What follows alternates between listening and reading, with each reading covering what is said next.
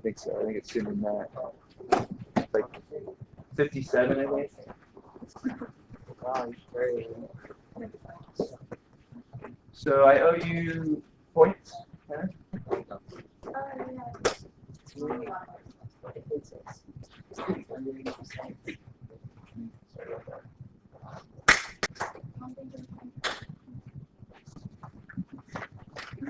Anybody else? I owe points. Miranda?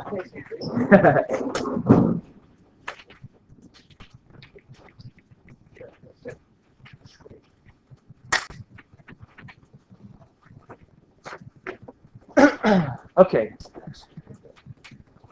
This is the third of our rigid motions, our transformations. Okay. Remember, a rigid motion does what? What's a rigid motion? Moves, but it stays at same angle, same side. Yep.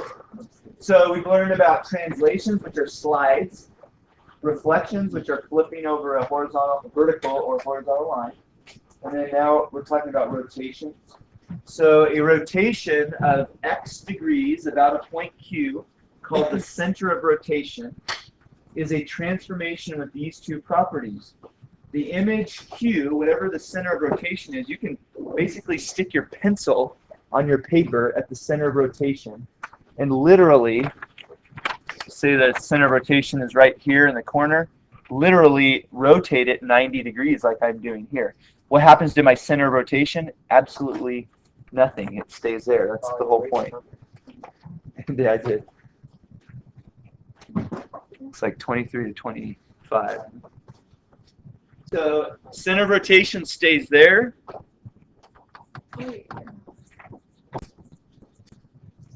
And if you connect a dotted line from any of the coordinates of the original point to the center of rotation, and then you create the new shape, this angle that you swing from the new coordinates to the, or from the old coordinates to the new coordinates is the same no matter which point you're at.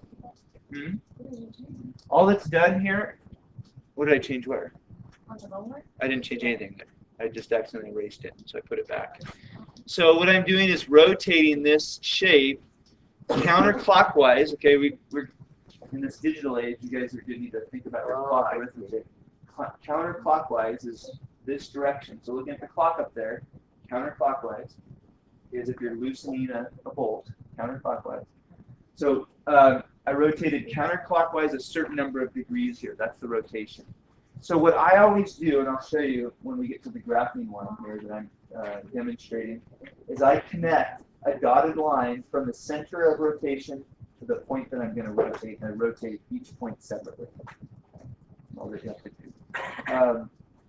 They also, in the book, they give a little summary, I guess, of rotating by multiples of 90 degrees as well. There's a way to do it algebraically. The number of degrees a figure rotates is the angle of rotation, and a rotation about a point is also a rigid motion.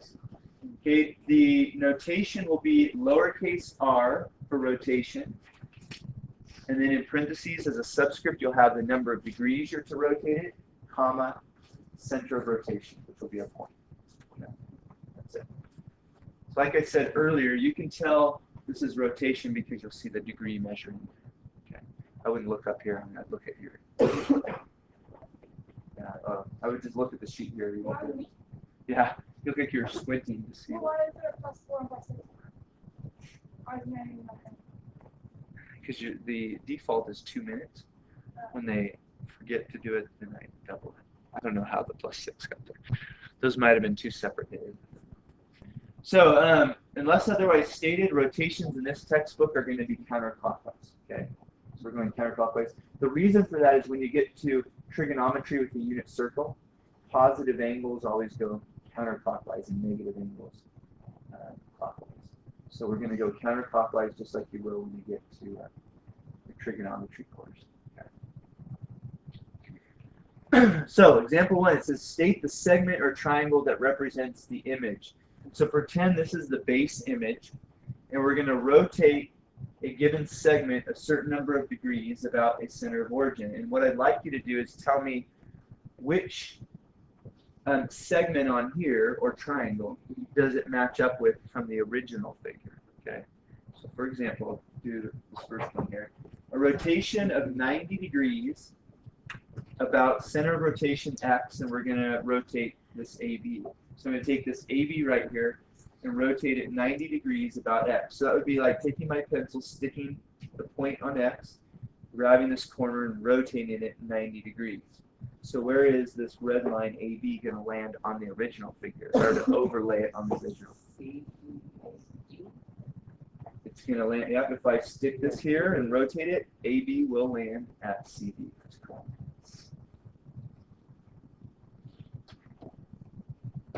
So CD is the image of rotation, 90 degrees about X of AB. Okay, so we have K on that one? Yeah. Yeah, I hope nobody else needs a notepad because I'm running out of them here. One more. All right. Let's look at B here. We're going to rotate 180 degrees about X, the segment RX. So there's RX. We're going to stick our pencil here, rotate. Remember, it's counterclockwise, although it wouldn't matter in this one. So counterclockwise, where's it going to land? At XT. Right?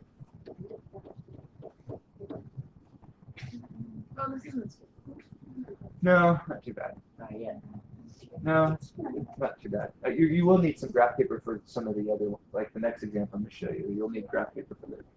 Okay, a rotation of 90 degrees about D of DE. So let me switch colors again. So here is D in the corner here. I'm going to take DE and rotate it 90 degrees about D. So I'm going to stick my pin right here, rotate it counterclockwise 90 degrees. It's going to land. Okay.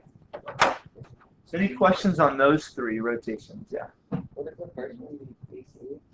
Well, no, because I'm rotating it about X.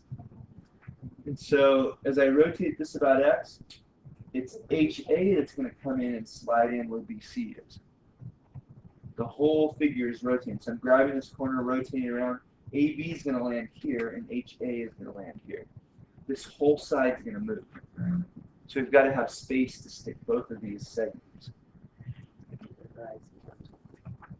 All right, what about triangle AHG? So here's AHG. Now, I want you to name these according to the corresponding parts. So I'm going to take triangle AHG and I'm going to rotate it 180 degrees about X in a counterclockwise fashion.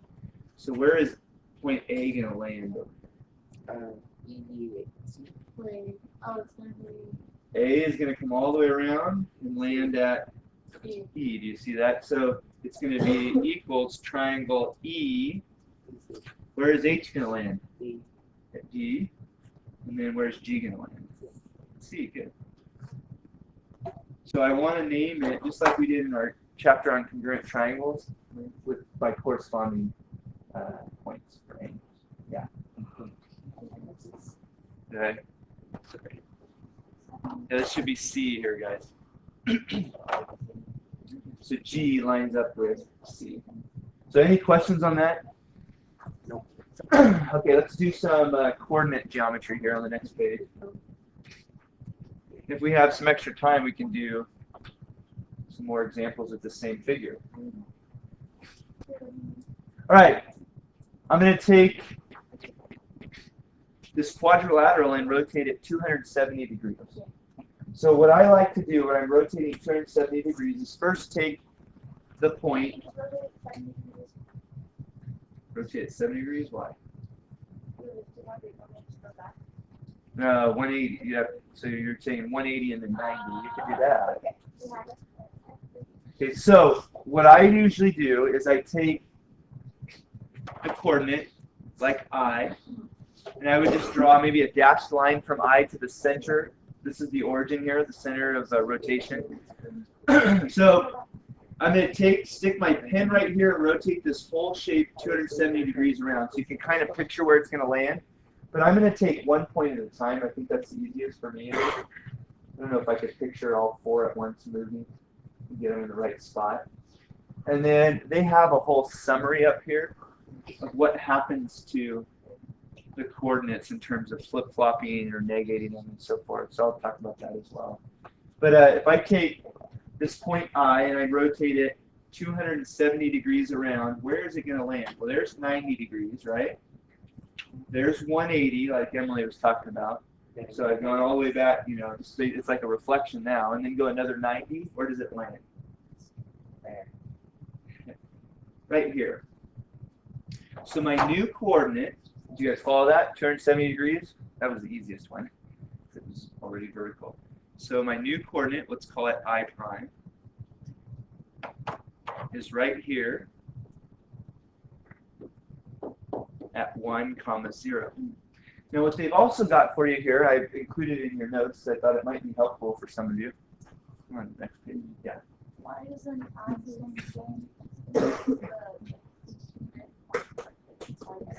Center of origin is right here, so it's not going to stay the same unless it's on the center of origin. You know, if I revolved it around this, then yeah, but usually I think on these graphing ones they're doing it by the center of origin, but like the actual origin of the XY gradient. Yeah, 0, 0, yeah. And they'll just write O for origin here. I think it's supposed to be an O for origin. I think they reference, because the origin is the coordinate 0, 0. Otherwise, they would write 0, 0. I think O means origin. So, okay, guys, if you look up here, I have the algebraic connection here between the 270 degrees. See how what happens here is from the original point, the y becomes the x. So look here, what happens. The y becomes the x, which is exactly what happened. And then the y-coordinate is the opposite of the original x-coordinate, or a negative of the original x. Well, the original x here was 0, and negative 0 is still 0. So you could also use this little scheme up here. But I don't know if I could remember all this, 4 of these. Okay, let's go to the next one here. What about f? So what I like to do is do my little dashed line to the center of origin. Can you tell me what quadrant f is going to land in, at least? I don't think so. That's going to be 180 degrees. Oh, no, that'd be 90 degrees. But, yeah, it's going to land in, this is quadrant 1. It goes 1, 2, 3, 4. It's going to land in quadrant 1, so we at least know where it's going to land. As it goes around, we go through 90 degrees. It's going to land. 90 degrees would be 1, 2, 3, 1, 2 would be right here. There's 90 degrees. Do you see the 90 degrees that I just made there? If you look at these two red lines here, that's 90 degrees. Another 180. So I'm at 1, 2, negative 3 is 90 degrees. 1, 2, 3, 1, 2 would be another 90 degrees here. And then if I want to go another 90 degrees, if I went 1, 2, 3 over and 2 down here, how many over and up do you think it's going to be here? It's going to be, no, it's going to be over 2 and up 3, it looks like. Does it look like 90 degrees? So there's 90, 180, 270. Do you see how that works? I've got to be creating 90-degree angles as I go around. Okay. So 90, 90, and 90 is 270. What's this coordinate right here? It's like 3, 2. So that's going to be my f prime at 3, 2. Oh, it's 2, 3. Yeah, you're right. Thank you. 2, 3. So it's at 2, 3. F prime is at 2, 3. And look what it says up here on the 270. I'm going to erase all this.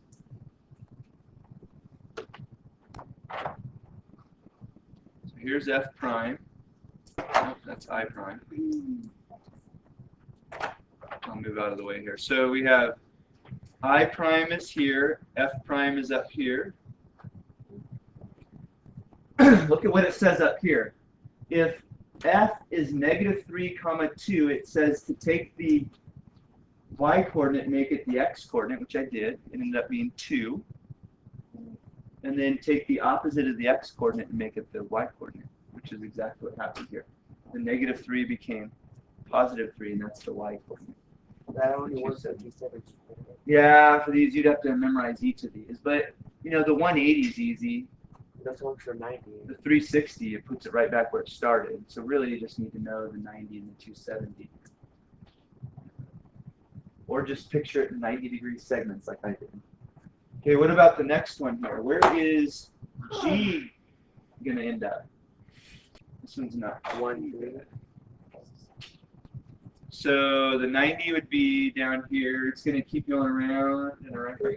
It's going to go all the way to quadrant 2. So where is this going to land? You can actually, yeah, if -3, -1 is going to be at -1, 3, yes. So G prime is at -1, 3. And you just have to take it 90 degrees at a time or use this up here, either one. So G prime is at -1, 3. Oh, so the y stays the same. It doesn't go opposite. No, it doesn't. The y stays the same sign. No, it's just switched to the x. And then finally, where is H prime going to end up here? It says the y. Yeah, 1, 1. The y stays the same, so it'll be at -1, and then the x is the opposite. -1, 1. So this is my H prime. You connect the dots. So this is taking this shape right here and rotating it through 270 degrees in a counterclockwise fashion. So, yeah, for some of you it might be easier to use this than to take each point and just do those 90-degree segments around. So y stays the same. Wait, I missed the G one. Oh, okay. The G we went over to here, and then somewhere over here, and then finally over to here. 90, 90, and 90. Does everybody have graph paper for this assignment? Okay. It's 270. Here's the assignment. That's the 270. 180 is easy. 360 is obviously easy. Are there going to be 260 ones? Should I I put like 1 to the other test? don't remember. I think at 90 degrees, 270 is probably the hardest one. Wait, are there going to be any that's like, it's not one of those things? 95, 95. 125. That's going to be problematic. Stuff that makes us sad. I mean, I guess you can estimate it. I won't be accurate. 1.